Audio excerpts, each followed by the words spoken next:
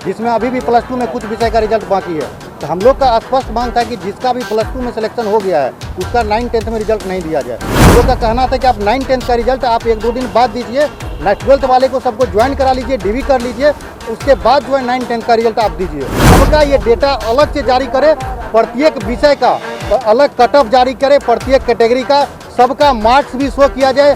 हमने तो बीएड किया हुआ है तो 1 to 5 में मेरा रिजल्ट कैसे, और जो परीक्षार्थी 10+2 में उनका रिजल्ट है और बीएड किए हुए हैं, डीएड किए हुए हैं, तो फिर आप एक लोगों को 2-3 जगह पर रिजल्ट कैसे दे रहे हैं। बिहार में शिक्षक नियुक्ति होनी है, ऐसे में जिस तरीके से रिजल्ट आ रहा है इसको लेकर कई सारी विसंगतियां हैं और अभ्यर्थी जो है लगातार बीपीएससी कार्यालय का चक्कर काट रहे हैं। ऐसे में आज कुछ अभ्यर्थियों ने बीपीएससी कार्यालय में जाकर अधिकारियों से मुलाकात की है। किन किन मुद्दों पर चर्चा हुई है और क्या क्या बातें हुई, इस पर भी हम चर्चा करेंगे। ऐसे में बता दें आपको कि अभ्यर्थियों ने ज्ञापन सौंपा है जाकर अंदर अधिकारी को, ज्ञापन हाथ में आपने ले रखा है। ऐसे में क्या कुछ बातें हुई है और क्या क्या इस ज्ञापन में।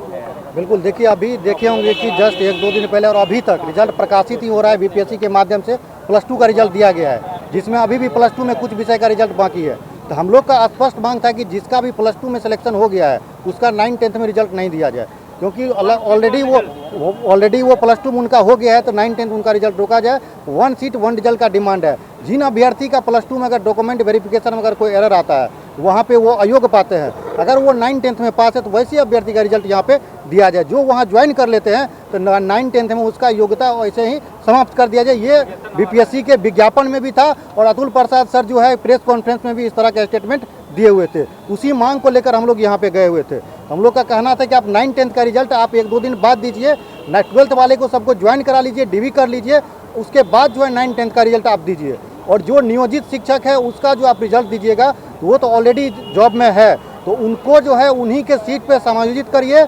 और जो हम लोग जो फ्रेश अभ्यर्थी है उस सीट पे जो है सिर्फ और सिर्फ रोजगार अभ्यर्थी का यहाँ के जो ऑलरेडी स्कूल में कार्यरत है उसको जो है उसी सीट पे समायोजित किया जाए, ये मांग था। दूसरा ये था कि देखिए स्टेट 19 जब हुआ था उस समय एपियरिंग वाले को उसमें मौका नहीं दिया गया था और अदर स्टेट वाले को मौका नहीं दिया गया था, डोमिसाइल नीति लागू था। तो हमारा मांग था कि जो एपियरिंग कैंडिडेट है वो भी परीक्षा में बैठे हुए थे बीपीएससी टीआरई में, तो उसको बाहर किया जाए। और जिन अभ्यर्थी का सब्जेक्ट कॉम्बिनेशन नहीं है, जैसे सामाजिक विज्ञान विषय या अन्य कई विषय है जिसमें सब्जेक्ट कॉम्बिनेशन नहीं है, वैसे अभ्यर्थी को भी बाहर किया जाए जो कि विज्ञापन के विरुद्ध है और शिक्षक भर्ती नियमावली के भी वो विरुद्ध जाकर के इस परीक्षा में अपियर हुए हैं। उनका रिजल्ट प्रकाशित नहीं किया जाए क्योंकि उनका सब्जेक्ट कॉम्बिनेशन ही नहीं है। ये भी जा रहा है कि नियोजित शिक्षक भी इस परीक्षा में बैठे हैं। बिल्कुल, नियोजित वही हमारा मांग है ना कि नियोजित शिक्षक जो है परीक्षा में बैठे तो वो तो ऑलरेडी शिक्षक हैं, तो वो तो कार्यरत है विद्यालय में, लेकिन जो उनका डेटा जारी करना चाहिए कितने नियोजित शिक्षक हैं, कितना का रिजल्ट 9-10 में दिया गया नियोजित शिक्षक का, कितना +2 में दिया गया है, कितना प्राइमरी में दिया गया है, तो सबका ये डेटा अलग से जारी करे, प्रत्येक विषय का अलग कट ऑफ जारी करे, प्रत्येक कैटेगरी का सबका मार्क्स भी शो किया जाए, चाहे +2 का रिजल्ट दिया गया है और ये प्राइमरी का दिया गया है तो सबका कट ऑफ भी आप जारी करिए इस तरह से। और नियोजित शिक्षक को अलग से उसको अपने सीट पर समायोजित करिए और जो रिक्त है सीट है उस पर जो बेरोजगार अभ्यर्थी उसको जॉब दीजिए। नहीं तो ऐसे में होगा आप कहिएगा हम 1,20,000 दे रहे हैं और ये एक और देखिएगा जो अभ्यर्थी सीटेट नहीं पास है उसका भी रिजल्ट प्रकाशित कर दिया गया है। अब बताइए उसका आप किस तरह से DV करिएगा, किस तरह से, और बीएड वाले अभ्यर्थी का भी जो है प्राइमरी रिजल्ट दे दिया गया है। छात्र नेता सौरभ भी लगातार अभ्यर्थियों का आवाज बुलंद करते रहते हैं। सौरभ, आप भी आए हुए हैं बीपीएससी कार्यालय, विसंगतियों की बात हो रही है, लगातार वीडियो आपका जारी हो रहा है, क्या कुछ दिक्कतें आ रही है? देखिए अभिषेक जी, आपके चैनल के माध्यम से हम बता दें कि जब से रिजल्ट पब्लिश हुआ है तब से शिक्षक अभ्यर्थियों के मन में घोर निराशा के भाव है, क्योंकि जब से रिजल्ट आया तब से कहीं से भी ट्रांसपेरेंसी है ही नहीं रिजल्ट में। आप प्रत्येक वर्ग का बात किया, जनरल, SC ST OBC, यहाँ तक कि दिव्यांग कैटेगरी का तो रिजल्ट है ही नहीं। आखिर बार उनके साथ क्यों? एक तो सरकार किस तरह की चीज़ का बात करे कि हाँ विकलांग से दिव्यांग कर दिए और सरकार उनके साथ भी अवहेलना कर रही है। तो सारी चीज़ों पर बात करें, 7 सूत्री मांगों को लेकर हम लोग आए हैं कि आप एक परीक्षार्थी को एक रिजल्ट दीजिए। कोई परीक्षार्थी 10+2 PGT में भी उसका रिजल्ट है और उसका रिजल्ट 1 to 5 में भी है। इस तरह की जो लोग नियोजित शिक्षक भी हैं, आप 35,000 से चले नियोजित रिजल्ट है आपका, पता कर लीजिए। तो फिर आप कैसे बता रहे हैं कि 1,20,000? हम तो कहेंगे 70-75 पर ही रिजल्ट है। तो आप डाटा को छिपाइए मत। शिक्षक के घोर जो है षड्यंत्र जो अच्छा बीपीएससी और शिक्षा विभाग कर रही है, इस तरह का चीज़ बिल्कुल नहीं होने देंगे। सारे शिक्षक अभ्यर्थियों के साथ आप बात कीजिए, कोई ना कोई समस्या सबके साथ है। तो इस समस्या का कब तक होगा निवारण? नियुक्ति पत्र बांटने की तैयारी भी चल रही है, तो माननीय मुख्यमंत्री जी के आग्रह आपके चैनल के माध्यम से कि सभी मांगों को लेकर जो समस्याएं हैं, और चेयरमैन सर अभी ट्वीट भी किए हैं कि जो भी फेक डॉक्यूमेंट आदि चीज़ों की समस्याएं हुई है उस पर हम निवारण करेंगे। सवाल ये भी खड़ा हो रहा है सौरभ जी कि जो बीएड डिग्री धारक नहीं है, जो डीएलएड डिग्री धारक नहीं है, वो भी परीक्षा में बैठे, उनका भी रिजल्ट नहीं है। हाँ, ये भी सवाल हम लोग के मन में आए। कई लोग फोन करके कॉल करके बताए और भेजे भी दिए कि हमने तो बीएड किया हुआ है तो 1 to 5 में मेरा रिजल्ट कैसे, और जो परीक्षार्थी 10+2 में उनका रिजल्ट है और बीएड किए हुए हैं, डीएड किए हुए हैं, तो फिर आप एक लोगों को 2-3 जगह पर रिजल्ट कैसे दे रहे हैं? तो सारी चीज़ों पर आप बताइए नहीं। हमको लगता है आरआरबी एनटीपीसी की तरह ये हाल कर रहे हैं। 3,60,000 रिजल्ट दिया था आरआरबी एनटीपीसी, आप बता रहा था कि हम 7 लाख रिजल्ट दे दिए। तो कई मामलों को लेकर चेयरमैन सर को अवगत होना चाहिए और सारे बिंदुओं पर रिजल्ट 2 दिन के बाद निकाल देते। पहले 10+2 निकाल दिया, उसके बाद बढ़िया से तरीके से देख लेते, फिर आप 9-10 का निकालते, फिर 1 to 5 का निकालते। आज सुप्रीम कोर्ट में मामला एक चल रहा है, उसके सुनवाई 30 अक्टूबर को है। पहले हाँ बीएड वालों का, उसके पहले आप रिजल्ट निकाल दीजिए। इतना हड़बड़ी किस बात की है भाई? मुख्यमंत्री जी का निर्देश है तो नियुक्ति पत्र बांट लीजिएगा, 10+2 का बांट लेते, उसके बाद हम चीजों को कर लेते। लेकिन प्रसाद जी तो सायराना अंदाज में बोल रहे थे, जिन्होंने घाव दिया है वही हल निकालेंगे, यानी कि दवा वही देंगे।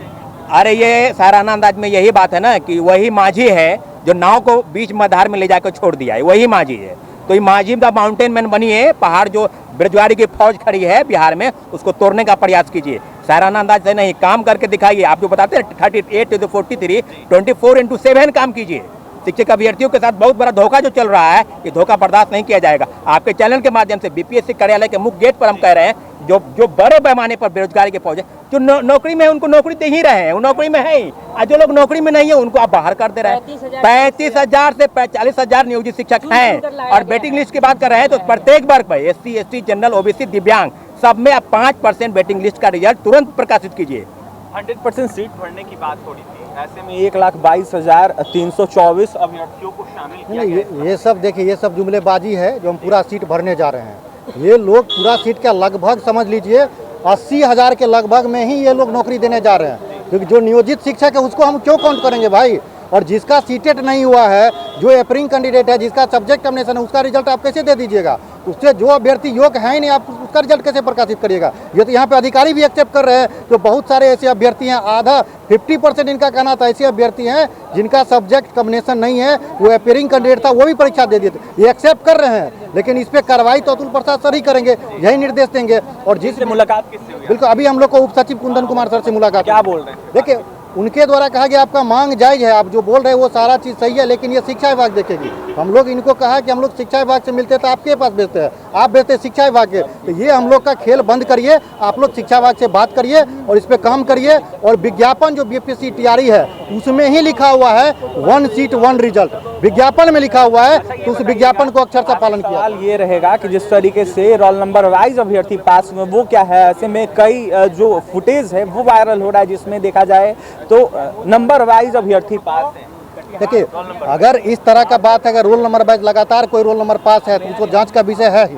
अगर इस तरह का कोई किसी रूम में या किसी इस प्रकार का घटना अगर हुई है, ये तो आयोग का काम है, आयोग इसको संज्ञान लेना चाहिए और इस पर जांच करना चाहिए। AWS में पासवान समाज के लोग बैठ रहे हैं, इसको लेकर सवाल उठ रहा है। नहीं, बिल्कुल, देखिए EWS का जो है वो तो आर्थिक रूप से जो जिसको पहले से रिजर्वेशन नहीं मिलता था वैसे लोगों के लिए था, और सारे कैटेगरी के लोगों को रिजर्वेशन पहले से मिल ही रहा था।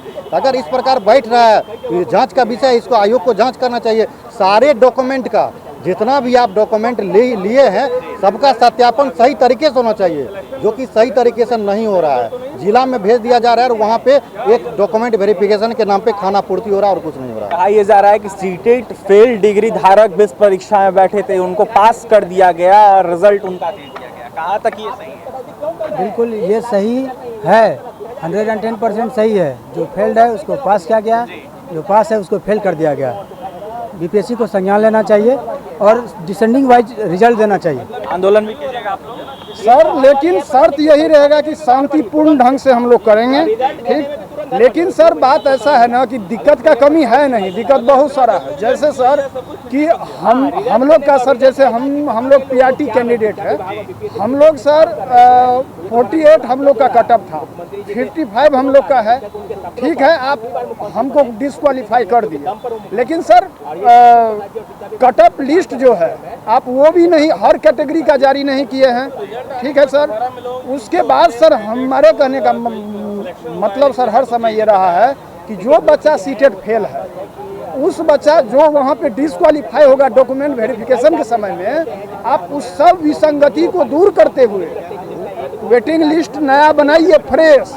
और उसके बाद सर नियोजित टीचर जो है ये 35 या 40 जो तथाकथित है, हम ये नहीं कर रहे हैं कितना है, 35 या 40 जो कुछ है, वो सीट सर जब वो ऑलरेडी नौकरी में है तो उसको फिर किस चीज़ का नौकरी आप दे रहे हैं? कार्यालय पहुंचे अधिकारियों के बाद से कितने आश्वस्त हैं? मैं तो अभी तक नहीं मिला हूँ किसी से। आपके साथी लोग मिले हैं? जी जी जी। मेरा मतलब समस्या है कि मतलब पीएच कैटेगरी का लिस्टिंग ही कहीं नहीं किया गया है। जिस प्रकार जनरल का होता है, ओबीसी का होता है, एससी एसटी का, एक्सट्रीमली बैकवर्ड क्लास का होता है, उस प्रकार हम लोग पीएच कैटेगरी में है तो पीएच कैटेगरी का लिस्ट ही नहीं मतलब जारी किया गया है। इसका मतलब है पीएच कैटेगरी से रिजल्ट ही प्रकाशित नहीं किया गया है। हम लोग न्यूनतम, हम मतलब एक्चुअली मेरा बात किया जाए, हम न्यूनतम अर्हता से कई ज़्यादा नंबर ला रहे हैं, लेकिन फिर भी मेरा ना तो मतलब रिजल्ट आया है और ना पता चल रहा है कि हम कहाँ हैं। आपका रिजल्ट ही नहीं दिखा? हाँ, क्योंकि मेरा रिजल्ट नहीं दिखाने का कारण है कि मेरा पीएच कैटेगरी में लिस्ट ही नहीं जारी किया गया है। तो कैसे लिस्टिंग ही नहीं हो पाया है, पीएच कैटेगरी का लिस्टिंग ही नहीं हो पाया है, तो हम कैसे माने कि मतलब ये गड़बड़ सरबड़ नहीं हो रही है? कुछ तो गड़बड़ है। दूसरी बात, जब पीआरटी का रिजल्ट आया तो सबसे लास्ट में जाकर देखिएगा, उसमें कहीं किसी का सिग्नेचर ही नहीं है। बिना किसी सिग्नेचर का इतने बड़ा आयोग होकर कैसे आप रिजल्ट प्रकाशित कर दिए? सबसे बड़ी समस्या तो ये है कि वो सुनने में आया कि मतलब कुछ अधिकारी को इतना भी पता नहीं था कि आज ही पीआरटी का रिजल्ट जारी होने वाला है, और देखिएगा अभी भी जाकर देखिएगा वहाँ पर किसी का साइन नहीं है। तो कैसे मैं मान लूँ ये अनियमितता का मतलब बात नहीं आज सामने में आ रही है, देखने में आ रही है।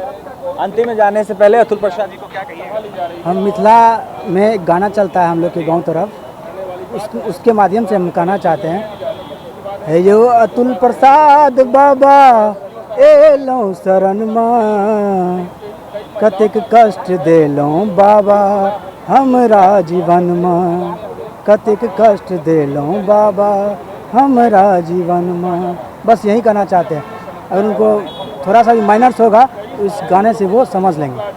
चलिए देखिए, तमाम अभ्यर्थी हैं, बीपीएससी कार्यालय पहुंचे हैं। ऐसे में अधिकारियों से अभ्यर्थियों की मुलाकात हुई है, ज्ञापन सौंपा इन अभ्यर्थियों ने। ऐसे में अभ्यर्थियों का यह साफ कहना है कई सारी विसंगतियां, 1 सीट 1 कैंडिडेट का प्रावधान लाया जाए, और भी कई सारी विसंगतियों को लेकर चर्चाएं हुई है। देखने वाली बात यह होगी कि चेयरमैन बीपीएससी के अतुल प्रसाद इन अभ्यर्थियों को लेकर क्या कुछ करते। लेकिन जिस तरीके से रिजल्ट आया है, अभ्यर्थियों का आरोप है कि 35 से 40 हजार जो नियोजित शिक्षक इस परीक्षा में बैठ गए हैं। ऐसे में जो अभ्यर्थी पास नहीं थे, सीटेड क्वालिफाइड नहीं थे, वो भी इस परीक्षा में बैठ गए और उनको पास कर दिया गया है। जो कहीं ना कहीं मेरिट रखते थे, जो पास किए अभ्यर्थी, उनको फेल कर दिया गया है या फिर उनका रिजल्ट ही नहीं दिया गया है। अभ्यर्थियों का क्या कुछ करना था आपने सुना है। और भी तमाम खबरों के लिए NBC 24 के साथ बने रहे पटना से सहयोगी अमित के साथ अभिषेक की रिपोर्ट।